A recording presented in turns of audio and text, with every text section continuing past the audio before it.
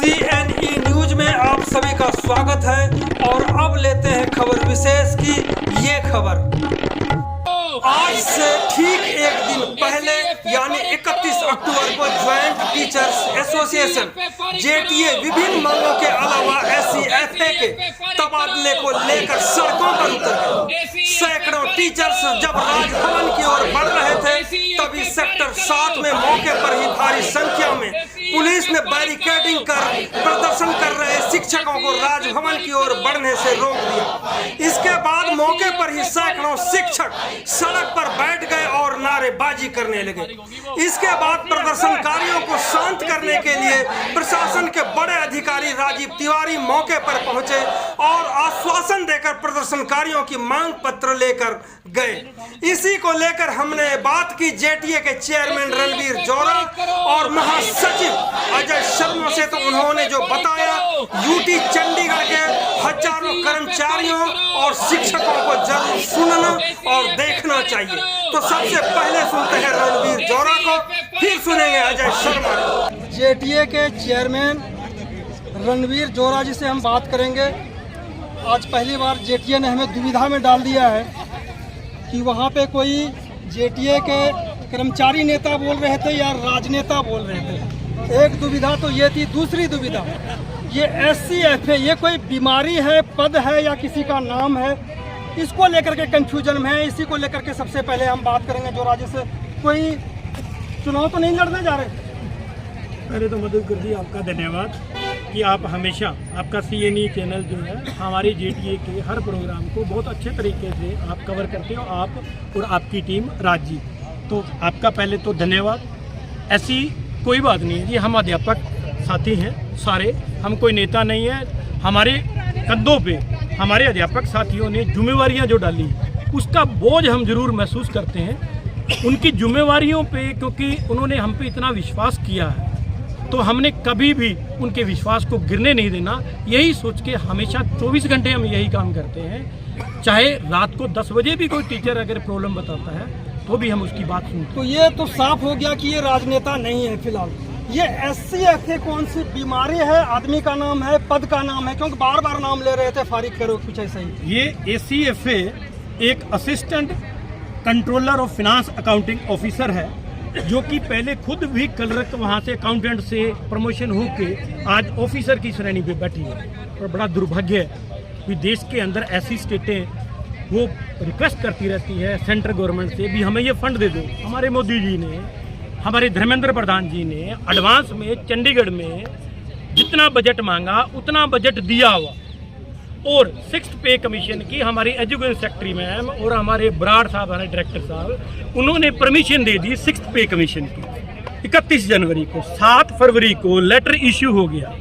इस SCFA ने, जिसके पास फंड को डाइवर्ट करने की जिम्मेवारी है, एजुकेशन सेक्रेटरी मैम और DSC सर ने अपनी जिम्मेवारी निभा दी। उसके बाद लास्ट इसने वो इम्प्लीमेंट करना था, फंड स्कूलों में क्लस्टरों में भेजना था।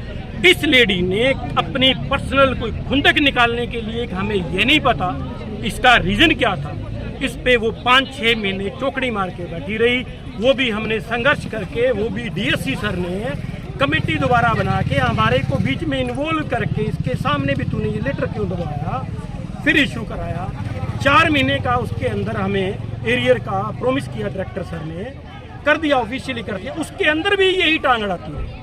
तो SCFA के पास ऐसी कौन सी ताकत है कि बड़े बड़े अधिकारियों की भी वो बात नहीं सुनते? क्योंकि अधिकारियों की बहुत बड़ाई कर रहे थे आप, क्या उनमें कोई हिम्मत नहीं इसको लागू करवाने के लिए, या वो बहुत ताकतवर है कि निजी खुन्ने से या कोई और भी कारण से वो दबा के बैठी उस कागज पे? आपने बड़ा अच्छा क्वेश्चन पूछा है मधुकर जी। बात ये नहीं है भी उसके अंदर वो फिनांस डिपार्टमेंट की, हमारे एजुकेशन डिपार्टमेंट उसके ऊपर कुछ नहीं कर सकता। उस पर कार्रवाई जो करनी है वो फिनांस डिपार्टमेंट ने करनी है। फिनांस डिपार्टमेंट के अंदर मैं अब आपको बता देता हूँ, बहुत अच्छा क्वेश्चन पूछा है। इसके पीछे इसकी सपोर्ट करने वाले 1-2 लोग हैं जिनके सिर पे ये इस तरीके का बिहेवियर कर रही थी। इसको ये था भी मुझे कोई यहाँ से हिला नहीं सकता।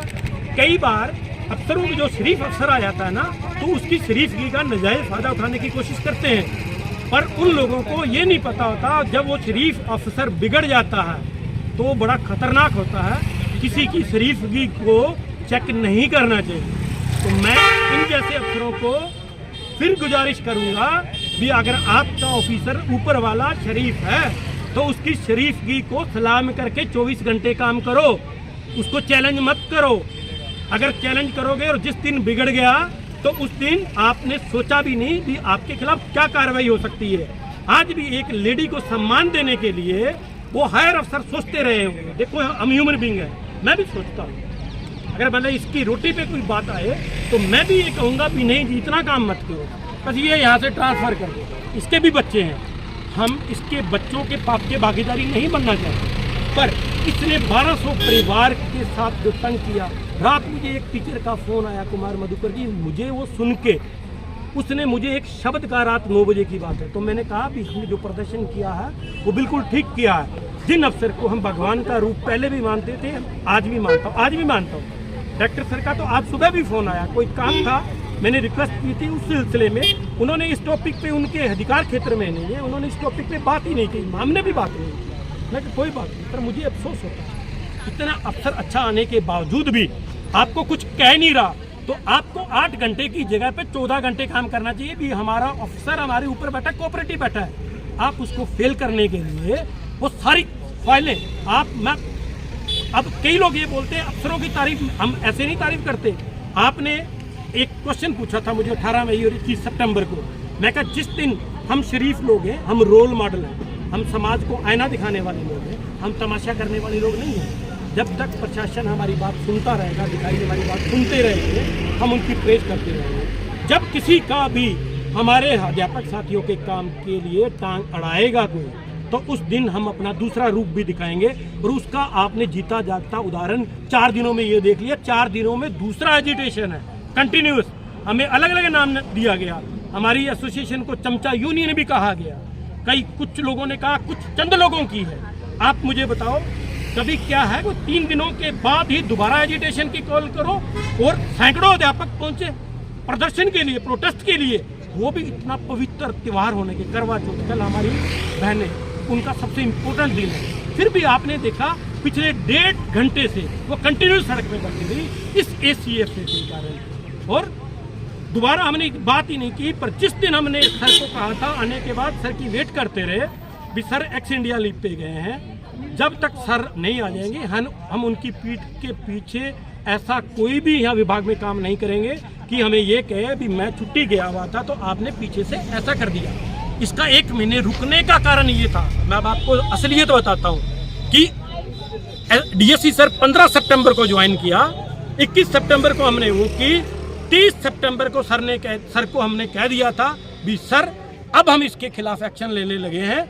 हम पहले आपकी रिस्पेक्ट के लिए, आपके कारण हम चुप थे, पर अब चुप नहीं बैठेंगे जब तक इसके खिलाफ कार्रवाई नहीं करा दे, और जब तक हमारे सारे साथियों का, हमारे 1200 हमारे SSA के अध्यापक साथियों का, जब तक उनका एरियर, आप सबसे बड़ी बात, कम से कम 200-250 SSA के नए जो अभी 2022 में लगे थे, वो कुमार जी 29,000 तनख्वाह ले रहे हैं बेसिक पे, और यहाँ पे रूम किराए पे लेके ले रहे हैं। आप मुझे बताओ 10-12 हज़ार कम से कमरा किराए पे नहीं मिलता, 4-5 हज़ार रुपये उनका पेट्रोल लग जाता है, वो तो क्या खाएं? समझ सकते हैं कि क्या खाएंगे। अब हम बात करेंगे महासचिव अजय शर्मा जी से कि शिक्षकों को भी सड़क पर अगर उतरना पड़े, और जब सड़क पर उतरे तो आश्वासन क्या मिला जो फिर आप लोगों ने अभी फिलहाल प्रदर्शन को वापस लिया है? धन्यवाद मधुकर जी। सबसे पहले तो मैं ये कहना चाहूँगा कि हमारे हिंदुस्तान में क्या कल्चर हो गया है कि एक महिला, जहाँ जिस डिपार्टमेंट में 70% फीमेल टीचर हैं, 70% फीमेल टीचर का पर उनका 1 लाख रुपया उस लेडी की वजह से, ACFA की वजह से खत्म हो गया। हम लगातार उनसे टेकअप कर रहे थे कि मैडम ये आप ठीक कर दो, वो नहीं माने। देखिए बात यह है कि आज का जो आश्वासन मिला, आपका प्रश्न है आश्वासन क्या मिला, ये आश्वासन ये दिया गया है कि हमारी मुख्य मांग थी कि जो ACFA है इसकी ट्रांसफ़र की जाए, और दूसरी मांग हमारी ये है कि जो 13 करोड़ की एम्बेजलमेंट में कहूँगा इसको, जो 13 करोड़ लैप्स हुआ है, मधुकर जी आपको बताना चाहूँगा कि दिल्ली में हम जाते हैं अध्यापकों की मांगों को लेकर। दिल्ली में बहुत से स्टेट ऐसे हैं जिनको 6-6 महीने 7-7 महीने उनकी तनख्वाह के पैसे नहीं मिलते, वेतन के, वो शास्त्री भवन दिल्ली आकर धरने देते हैं। और हमारा चंडीगढ़ डिपार्टमेंट जिसने 13 करोड़ रुपया वापिस कर दिया और जो 1175 के लगभग टीचर हैं हमारे, जिनका 1-1 लाख रुपए का नुकसान हो गया। ये सारे टीचर जो हैं कॉन्ट्रेक्चुअल बेसिस हैं, इनकी वैसे भी जो वेतन है बड़ा लिमिटेड है और उसके बावजूद नुकसान हो गया। और दूसरी बड़ी बात यह है कि अपने मैडम ACFA ने और अपने 2 एम्प्लॉइज का एरियर भी ले लिया और DA भी ले लिया। और प्रश्न ये है उनके लिए परमिशन कहाँ मिली है। आश्वासन की बात रही, हमें कहा गया है कि जो इनके तबादले की फाइल है, जो हमने 26 तारीख को प्रोटेस्ट किया था, उसकी वजह से 27 तारीख को 10:34 पे फाइल मूव हुई थी एडवाइजर से इनके ट्रांसफर की, वो FS के पास पहुंची हुई है। अब जो FS के आगे FS लास्ट ऑफिशियल है जिन्हें ऑर्डर करने हैं, लेकिन आज का दिन भी निकल गया। आज एडवाइजर सर रिलीव हो रहे हैं, परसों नए ज्वाइन करेंगे, कल नए ज्वाइन करेंगे। आज हमने दिन चुना था कि हमें एडवाइजर सर ने कहा था कि इसकी ट्रांसफर मैं करूंगा, लेकिन हुई नहीं है। इन्होंने कहा आपकी जो मीटिंग है FS से करवाएंगे, आप अपनी फरियाद FS से करेंगे। मैं आपके चैनल के माध्यम से कहना चाहूंगा, ये आखिरी प्रोटेस्ट नहीं है, ये चलता रहेगा।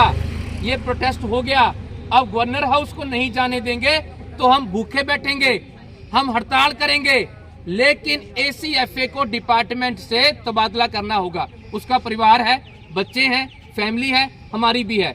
कोई हमारी पर्सनल एनिमिटी नहीं है, कोई दुश्मनी नहीं है, कभी तू मैं नहीं हुई।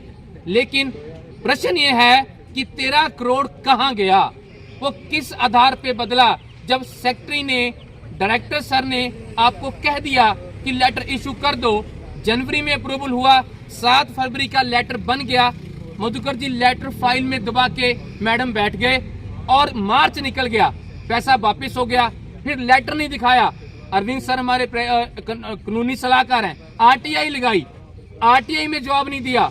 ये तो कुछ कर्मचारियों का भला हो जो हमें लेटर दिखा दिया। तो हमें आज पता चला कि इन लोगों ने हमारे साथ क्या किया। तो आपके माध्यम से निवेदन है कि इस ACFA मैम का, अमनदीप कौर जी का तुरंत प्रभाव से तबादला किया जाए और कोई कॉम्पिटिटिव ऑफिसर यहाँ लाया जाए जो टीचर्स की समस्याओं को समझ सके। तो कुल मिलाकर के लड़ाई होगी, सड़क पर उतरेंगे। CNE न्यूज के साथ बने रहने के लिए आप सभी का बहुत बहुत धन्यवाद।